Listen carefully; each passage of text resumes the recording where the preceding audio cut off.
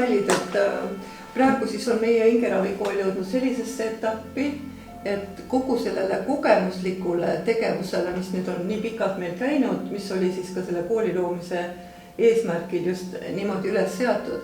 Alustame siis ka teooriatundidega nii teile kui ka nüüd juba seespoolt väljapoole, ehk siis välisele rahvale, keda huvitab salamaailm või salateadused ja kes tahaksid teada, et mis siis praegu maailmas toimub ja miks võib-olla enam kõik need eelmised õpetused 100% ei toimi, nii nagu oli varem.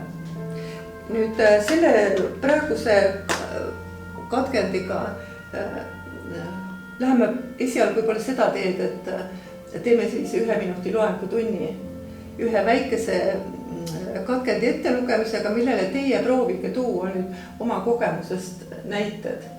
Et see katkend on siis Rudolf Steineri raamatust, kuidas saavutatakse teadmisi kõrgematest maailmadest. Ja kuna meie kooli loomise ja nagu kogu selle tegevuse lähtealuseks on ka antroposoofiline lähenemine inimesele, tema tervikule ja vaimumaailmale ehk siis hingele ka, et siis selle tõttu oleme me just selle teose praegu valinud. Ja lõik, millele soovime siis teiepoolset kaasamõtlemist, oleks selline. Iga inimene kannab endast nii nimetatud argiinimese kõrval veel kõrgemat inimest. See kõrgem inimene on peidus, kuni ta kord üles äratatakse ja selle kõrgema inimese saab igaüks ainult ise endas äratada. Senikaua, kui see kõrgem inimene pole veel ärganud, jäävad peidetuks ka inimese suinuvad kõrgemad võimed, mis viivad ülemeeleliste tunnetusteni. Kuidas teie seda enda kogemuses mõistate? Et kas te olite nii teadvel, kui te siia hingeravikooli gruppi astusite, et ma tahan ennast äratada või kuidas teil see toimus?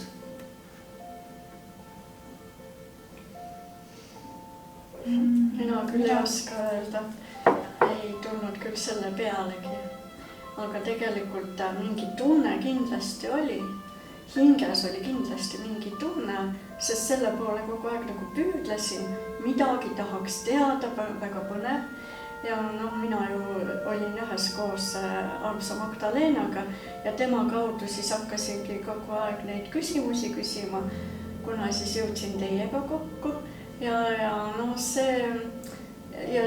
Sellest ilmselt tuleneski see kõik, et kuhugi ma pidin jõudma. Nii et see oli selline õhus kuskil vibreerimine ja aimamisi teada olev eesmärk, mille peale niimoodi teadvel olekul ei osanud üldse nagu mõelda. Kindlasti mitte. Aga kui sa nüüd praegu nii palju aastaid edasi sellest ajast sellele mõtled, kas praegu tundub see loogiline, et ka siis, kui sa aimamisi mõtled sellele, ikkagi inimese sees, kui tema ülesanne on siin jõuda kusagile mingisugusesse rolli või leida üles mingisugune tee enda hinge jaoks näiteks, et kas see tegelikult ikkagi, kui sa sügavalt järgi mõtled, see ikkagi loeb selline mõte? Loeb, kindlasti loeb. Ega ilma seeta ikkagi ei oleks neid asju toimunudki, et see on ikkagi kõrgemalt juhatatud kindlasti. See on ikka enda tunne sees ja kuhugi tahad jõuda ja siis tulebki see, et saadetakski see õpetaja, et millega või kuidas edasi minna. Vaat kui huvitav sa selleni välja jõudsid, sellepärast, et me oleme ju kõnelenud sellest, et hingeravikooli tulija ei pruugi alati kohe otse suuta jääda sellesse gruppi või sellesse õpetusse pidama.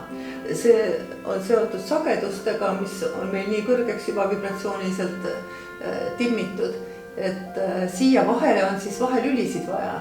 Ja juba toona, kui sa said seal tööpõllul, kus te olite, kus te saite oma kaaslasega kokku, siis tegelikult esimesena äratas sind, eks ole, kaaslane sealt oma külatänavalt, eks ole. Ja kindlasti. Et tema tõi sulle sõnumi, tema tõlkis sulle midagi, andis sulle informatsiooni ja kuna tema oli tuttav ja sulle juba usaldusväärne, siis julgesid edasi tulla, oli nii jah? Jah, põhimõtteliselt nii. Jah. Nii, Almas Juno, mis sina selle peale kostad? Mina mõtlesin seda, et vaimne maailm oli mul enne ja minu jaoks oli huvitav ja natuke ma olin kuulnud midagi selle kohta. Ma seda nüüd täpselt ei mäleta, et kas ma olin kuulnud kõrgemast minast või kõrgemast hingest, võib-olla ma olin lugenud, kuna ma natukene lugenud inglitest ja mäletan seda, et ma nagu taotlesin enda sees, et minu kõik hingeosad nagu koonduksid ja siis ma arvan, et see oli kas siis nagu paar nädalat või kuu aja pärast ma sattusin siis sinna blogilistele lehekülgedele ja sealt see teekond hakkas ja sisuliselt see ongi, et erinevad hingeosad aegade jooksul siis kokku koguda niimoodi, et oleks liitumine ka avatarkehastunuga, avatariga, mitte kehastunuga. Avatariga ja siis kehastunuga, jah, et see nagu see ühinemine toimuks. Nüüd ka sinu puhul, eks ole, oli ju sama olukord, et kuidagi sa sattusid, jah. Et kui me nüüd võtame sõna-sõnalt seda tsitaati, siis justkui inimene hakkab iseenda sees otsima, ärkab üles ja nüüd minu mina on seal. See on teooria. Ja, ma just mõtlesin sama, et see nii päris ju ei ole. Jah, aga nii nagu me oleme tihtipeale tsiteerinud tuntud antroposoofi Armin Tõukut, kes on väitnud, et millegi uue puhul saadakse kõigepealt kogemus. Ja kui see kogemus saab juba niimoodi nähtavaks ja arusaadavaks, et sellele on võimalik juurde tuua mõisteid, siis tekib ka teooria. Ja kuna meie koolis on ka ikkagi, kuna see on looja juhatuse järgi liikuv õpetus, et kui see on ikkagi kogemusõpe, sest looja õpetab kogemuse kaudu, siis just niimoodi ongi. Ja ehk siis ka selle tõttu on meie kooli raske mõista või seda kogu meie süsteemi ja liikumist, et see kogemus on ühtemoodi ilmalikuga sarnane, aga liigub vaimse teekonna põhimõtetel ja need ei ole päris üks ja sama, eks ole. Ja kui nüüd neid erinevaid õpetusi on väga mitut laadi erinevas sõnastuses ja erineval tasemel, siis inimene võibki olla segaduses, et mis asi see siis nüüd on.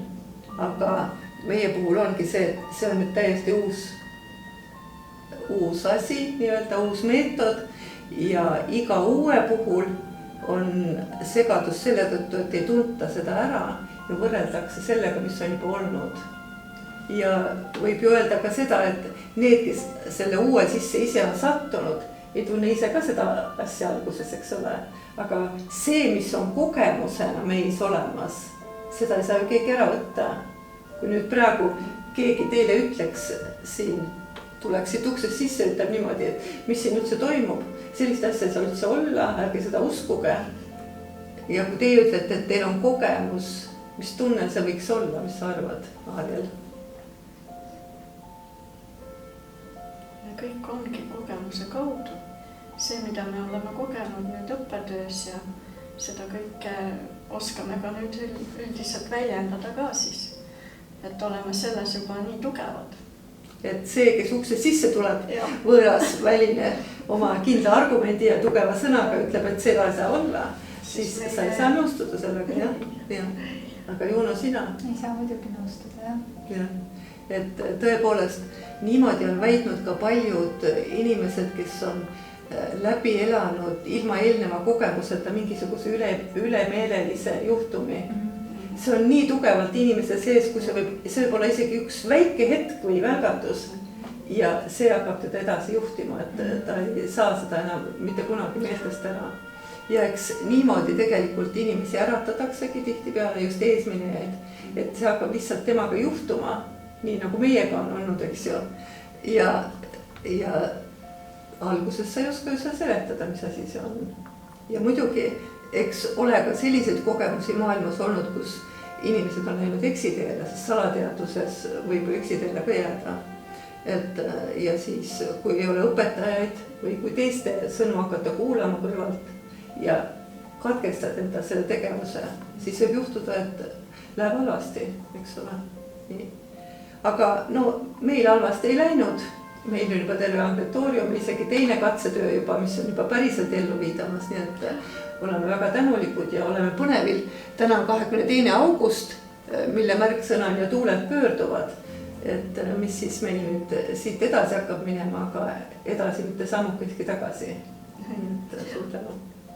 Aitäh. Aitäh.